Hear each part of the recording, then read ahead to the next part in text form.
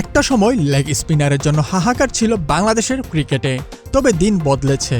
জাতীয় দলের জার্সিতে মাঠ মাতাচ্ছেন রিশাদ হোসেন। পাইপলাইনে রয়েছেন আরও প্রায় 10-এর অধিক লেগ স্পিনার। এবার দুর্লভ চায়নাম্যানও বোধহয় পেতে যাচ্ছে বাংলাদেশ। পাক কোচ শাহেদ মাহমুদ নিজ হাতে গড়ে তুলছেন তাদের। 5 চায়নাম্যান সহ লেগ স্পিনারদের নিয়ে মিরপুরে হাজির পাক কোচ।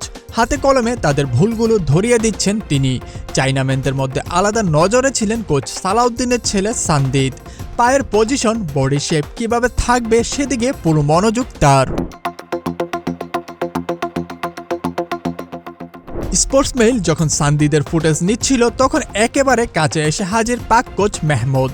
অনুরোধ করেন কেবলমাত্র একজনকে প্রাধান্য না দিয়ে সবার ফুটেজ নিতে। 5 চায়নাম্যানের সবাই বেশ প্রতিভাবান বলেও মন্তব্য করেন তিনি। জানান বাংলাদেশের ক্রিকেটের ভবিষ্যৎ উজ্জ্বল।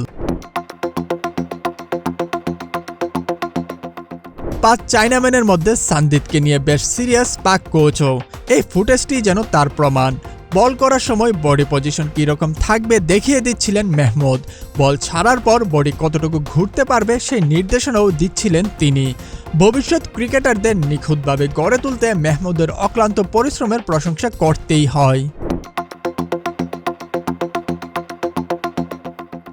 নিজের কাজের প্রতি কতটুকু দায়িত্ববান মাহমুদ তার প্রমাণ হতে পারে এই ভিডিওটি। প্রত্যেকটা বলারকে আলাদা করে সময় দিচ্ছিলেন তিনি।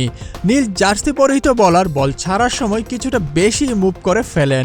ব্যাপারটি নজর এড়ায়নি কোচের, সংশোধনও করে দেন তিনি। এভাবেই প্রত্যেকের কাছে গিয়ে ভুলগুলো শুধরিয়ে দিচ্ছিলেন শাহেদ মাহমুদ।